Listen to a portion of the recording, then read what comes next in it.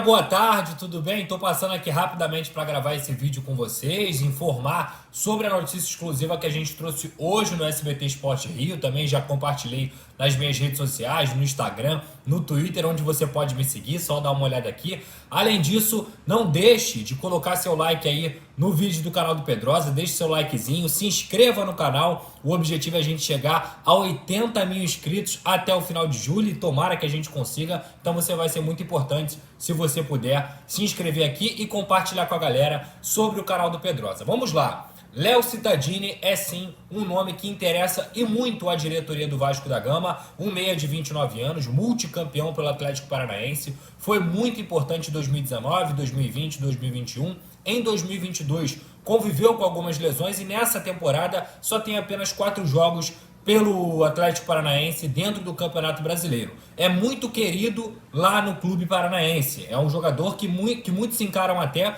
como ídolo, um cara que realmente fez parte dessa nova era do Atlético Paranaense. Porém, essas questões físicas fizeram com que ele perdesse espaço. Hoje é um jogador que atua muito pouco, tem outros nomes na frente dele. E quem é o Léo Cittadini, Pedrosa? Ele é um meia, eu diria que talvez a gente pudesse classificar ele como meio campista. Por quê? Porque ele consegue fazer funções ofensivas, ele sabe também jogar de meio ofensiva, mas a principal característica dele é mais como um volante, um segundo volante, um cara mais de saída. E por que eu estou falando isso? Hoje o Paulo Brax deu uma entrevista antes da apresentação do Serginho, o novo reforço do Vasco da Gama, que a gente vai falar nesse vídeo aqui também. O Paulo Brax falou sobre saídas e também reposições. Ele falou sobre a saída do Vinícius Paiva, que foi emprestado ao Sheriff da Moldávia, falou sobre a saída do lateral esquerdo Paulo Vitor. Você que acompanha o canal do Pedrosa já recebeu essa informação há muito tempo, e além também da saída do Andrei. O Andrei é um jogador que atua como segundo volante, atua justamente nessa posição ali,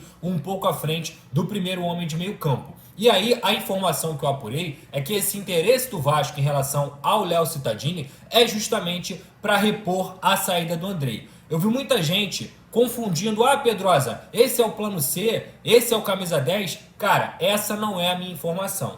E se esse for o camisa 10, eu concordo plenamente com vocês, com todas as críticas que vêm sendo feitas em relação ao Léo Cittadini ser, por exemplo, uma solução que seria o Lanzini, uma solução que seria o Zalazar, que a gente vai falar sobre isso aqui também. Mas não, a informação que eu recebi é de que o Léo Cittadini vem para a vaga do Andrei, para fazer a posição de segundo volante, um meio-campista de fato, como o Vasco joga. E o Léo Cittadini tem contrato até o dia 31 de dezembro de 2023. Ele já poderia assinar um pré-contrato a partir de julho. E o Vasco vem tentando entender com o Atlético Paranaense qual é a possibilidade de liberar esse jogador antes, rescindir esse contrato e ele chegar ao Vasco da Gama. Inclusive, uma consulta, uma procura que sim, animou o Léo Cittadini, que busca respirar novos ares. A minha avaliação sobre esse jogador é experiente, já atuou no Santos, atuou muito bem no Atlético Paranaense. Futebol ele tem, é um bom jogador.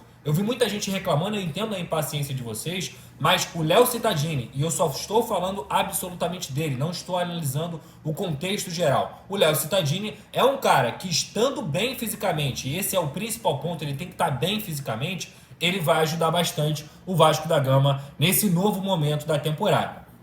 Agora, a gente tem que entender, como eu disse aqui, e o Vasco vem buscando entender isso, quais são os quesitos para a liberação desse atleta, que também tem o interesse do Cruzeiro, tá? O Cruzeiro, o time do Ronaldo, inclusive, o próximo adversário do Vasco aí, em casa, aí em São Januário, pelo Campeonato Brasileiro, também quer o Léo Cittadini. Mas pelo que eu ouvi de informação, pelo que eu pude apurar, essa negociação não andou porque o Atlético Paranaense não gostou dos trâmites, não gostou das ofertas que o Cruzeiro fez. Então o Vasco aparece no radar, tive essa confirmação tanto com fontes próximas ao Léo Cittadini quanto com o Vasco da Gama, e essa é uma situação que a gente vai acompanhando para saber se o Léo Cittadini vai ser reforço do Vasco também ou não. O que eu queria falar sobre o Serginho? Ele foi apresentado hoje como um atleta para a substituição do Vinícius Paiva, tem 28 anos, deu uma entrevista muito tranquila, inclusive. Eu sou um cara que eu sempre falo o seguinte: você avalia o cenário desse cara.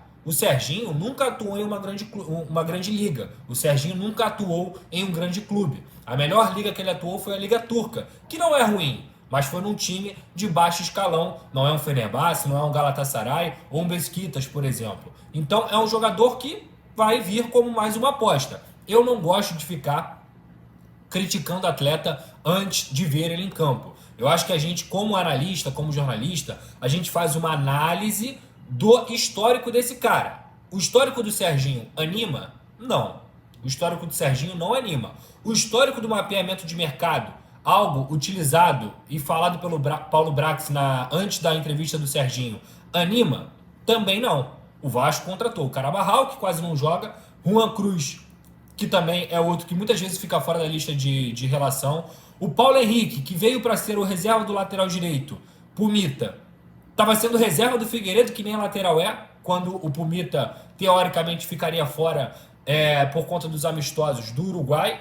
E aí você, obviamente, fica desconfiado. Essas contratações que o Vasco fez nesse mapeamento de mercado, segundo o próprio Paulo Brax, elas não animam. Então, a do Serginho também não anima, mas eu espero que ele mostre e que, de fato, o mapeamento de mercado tenha acertado. Assim como eu falei aqui e critiquei as contratações, a gente tem que lembrar do Matheus Carvalho, que também não se provou ainda, até porque em 3, 4 partidas você não pode definir qual é a categoria desse jogador de futebol, mas é um cara que em todas as partidas em que ele foi titular, que ele foi escolhido para ser reserva ou não, ele desempenhou uma boa função. Então, a expectativa em cima do Serginho é ele ser justamente o substituto nessa lacuna do Vinícius, como o Paulo Brax falou hoje, e que ele possa ajudar o Vasco, porque joga do lado direito, joga do lado esquerdo, tem 28 anos, é um jogador veloz e vai ter sua primeira oportunidade, com certeza a maior oportunidade da sua carreira. Olhando para a reposição do Andrei, como a gente trouxe a informação exclusiva hoje, caso o Léo Cittadini também acerte, eu acho que é uma boa contratação para compor elenco, para fazer essa composição desse meio campo. E ele tem qualidade, é um cara que não é mais garoto, tem muita experiência dentro do futebol brasileiro, então para mim seria uma contratação boa, apesar dessa questão física que espero que seja resolvida.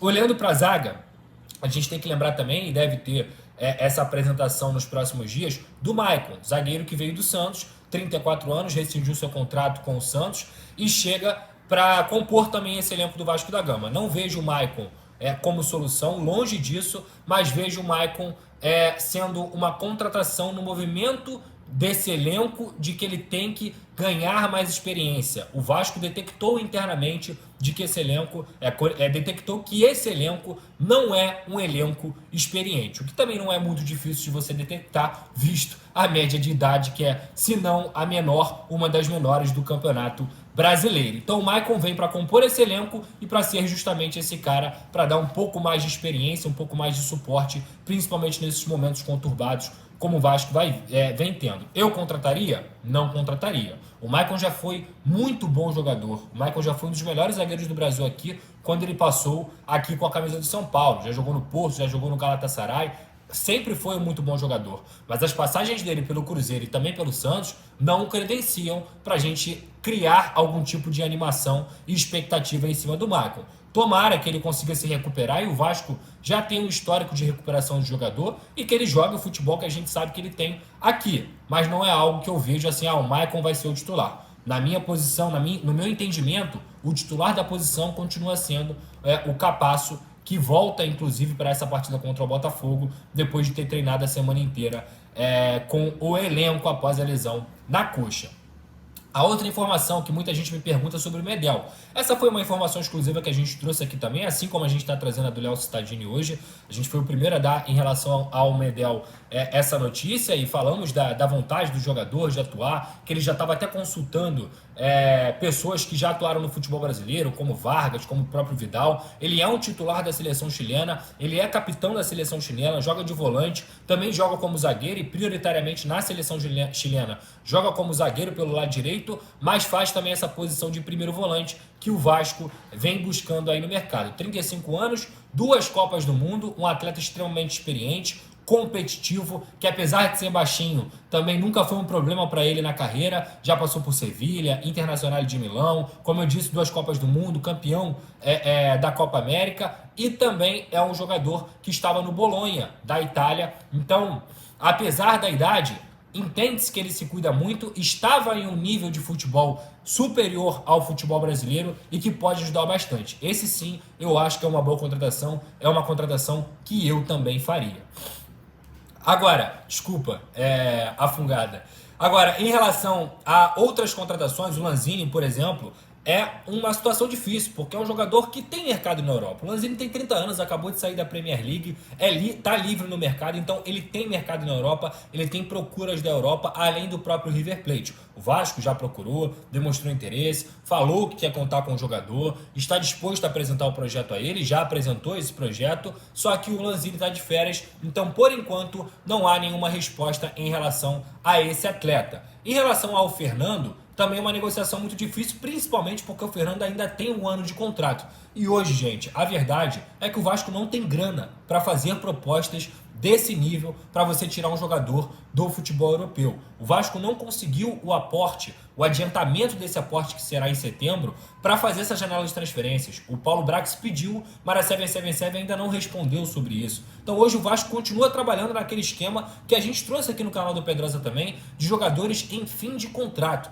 Não é à toa o Léo Cittadini, não é à toa o Maicon, não é à toa o Medel que está livre no mercado depois de rescindir com o Bolonha e tantos outros que a gente poderia citar aqui. Aí tem o Zalazar, que é um jogador que pertence ao Schalke 04 da Alemanha, é um meio-campo muito qualificado e que o Vasco tem sim interesse, mas segue sendo uma situação difícil porque envolve valores altíssimos. Isso foi o que o Vasco me falou em relação ao Zalazar. Queremos, temos interesse, mas envolve valores altíssimos e o Vasco também tem a concorrência de outros clubes, não só no Brasil, como o André Hernan no TCU em relação ao São Paulo, mas também na Europa, por se tratar de um bom jogador. Então, são situações em compasso de espera. Agora, o Cittadini, Pedrosa, é o plano C do Lanzini e do Zalazar? Não, não é. São jogadores de posições diferentes que fazem funções diferentes. O Cittadini até consegue fazer a posição de meia ofensivo, mas ele não tem essa característica de camisa 10 de organizador de jogo. Ele é muito mais um cara que chega muito bem como segundo volante, consegue ter uma boa saída e bate bem de fora da área. Então eu não vejo uma coisa anulando a outra. E concordo plenamente com vocês de que o Vasco precisa sim de um camisa 10 qualificado como o Lanzini da vida, o próprio Zalazar ou até outro nome que a gente não sabe ainda. Que eu me lembre, eu acho que são essas informações que a gente poderia passar para vocês. O Paulo Brax hoje também na entrevista coletiva, tá lá na Vasco TV se você quiser ver a apresentação do Serginho, ele faz esse pronunciamento antes. E ele fala que o Vasco vai sim contratar um treinador, não é uma coisa premeditada você deixar o William Batista como treinador, como a gente vem trazendo aqui também no canal do Pedrosa já há um tempo, nenhum negócio foi aberto ainda para treinador, são nomes que foram especulados, nunca houve consenso de fato em o nome e o Vasco foi para cima, isso nunca aconteceu, nem mesmo com o Rogério Ceni, que era sim um treinador que ganhava força no Vasco pelo que ele tinha feito em campo, mas trouxemos a informação de por conta do extracampo dele, o Vasco da Gama não via o Rogério Ceni como um principal nome aí para poder, digamos assim, já assumir e já negociar com ele. E enfrentava a resistência de algumas correntes dentro do Vasco da Gama e por isso hoje não há um nome de consenso para ser o novo treinador. O William Batista, e eu vi essa polêmica acontecendo também dentro do Twitter e nas redes sociais. Cara, o Paulo Brax contratou o William Batista em 2018 para as categorias de base do América Mineiro. De fato, hoje o William também trabalha para a empresa do Abel Braga. Mas isso foi feito em 2021. O Paulo Brax muito provavelmente nem sonhava em trabalhar no Vasco ainda. Então, a manutenção do William não é pela relação de interesse, e isso é também normal no futebol. É muito mais pelo trabalho que o William fez à frente do Sub-20 do Vasco, um trabalho invicto, onde ele empilhou vitórias, e também pela confiança do Brax em relação ao trabalho que já aconteceu no América Mineiro nas categorias de base, onde o William também foi muito bem, e que isso o credenciou, inclusive, para estar no Vasco da Gama hoje. A minha análise sobre o William, é claro, é de que ele não está pronto, o Vasco não tem que pensar na ideia de efetivar o William como o técnico principal, na minha visão, por ser um garoto jovem, por ter 30 anos, justamente para você até não queimar a carreira de um cara que mostra que tem muito potencial e parece ter mesmo a pré-eleição, a forma como ele se portou na coletiva, a forma como ele tentou, pelo menos, orientar, gritar, jogar junto com o time no próprio jogo contra o Cuiabá. Então, eu vejo muito potencial no William. Só não entendo que esse seja o momento para você efetivá-lo como algumas pessoas falaram, e o Paulo Brax, pelo que a gente viu hoje na entrevista, deixou claro que o Vasco vai contratar um treinador, mas de acordo com a convicção da diretoria. Eu acho que está demorando, tá? Eu acho que quanto mais tempo você perde analisando, mais tempo você perde a oportunidade também de se ambientar com esse elenco. Ao mesmo tempo, entendo que uma semana cheia de trabalho, um Botafogo, que a gente não sabe se de fato o Luiz Castro vai sair, se não vai, uma situação complicada como essa, talvez essa semana cheia de trabalho do William, onde ele já tem o entendimento dos jogadores, o Vasco possa chegar com outra postura. Aliás, melhor, com outro repertório técnico, com outro repertório tático, porque em 3 dias contra o Cuiabá ali, você não consegue mudar tanta coisa. Tanto é que você ainda via muitas sequelas do time do Maurício Barbieri, apesar do William ter conseguido colocar a bola no chão. Só um dado para vocês, o Vasco fez apenas 6 cruzamentos segundo o SofaScore contra o Cuiabá. Contra o Goiás foram 42. E se a gente for pegar os jogos anteriores do Maurício Barbieri, foram mais de 20, mais de 15 em todas as partidas. Então, pelo menos colocar a bola no chão, orientar, vibrar com o time, são coisas que o William fez. E a minha expectativa é essa, que a semana cheia tenha feito também o William conseguir acertar algumas coisas e dar um pouco mais de futebol para esse Vasco da Gama. Repito, não acho que tem que ser um técnico efetivado, mas entendo também o movimento de você não poder errar. Você não pode errar na escolha do próximo técnico do Vasco. Ao mesmo tempo, a lentidão, é lógico, ela irrita o torcedor em vários sentidos. Então, acho que essas foram todas as informações que eu pude passar aí. Amanhã, na verdade hoje, nessa quinta-feira, eu tô indo viajar, volto no domingo, então sexta e sábado eu vou ficar bastante off aqui das notícias do Vasco da Gama e vocês ficam com o Juan Lima, meu parceiro, trazendo todas as informações. E é claro, se eu tiver alguma novidade sobre qualquer coisa, acompanhe minhas redes sociais no Instagram, @lucaspedrosa94, no Twitter, @pedrosa. Só, @Pedrosa você me acha no Twitter e aqui no canal do Pedrosa a gente vai estar sempre informando também vocês como sempre. Volto no domingo para a live de pós-jogo entre Botafogo e Vasco no Newton Santos e a última notícia é que São Januário está de volta com portões fechados ainda, uma notícia que o GE deu aí, a gente confirmou, mas pelo menos para a partida contra o Cruzeiro, se eu não me engano, no dia 8 de julho o Vasco já terá São Januário, mas com portões fechados, tá bom? Se inscreva, deixe seu like, ative as notificações e continue acompanhando o canal do Pedrosa. Tamo junto!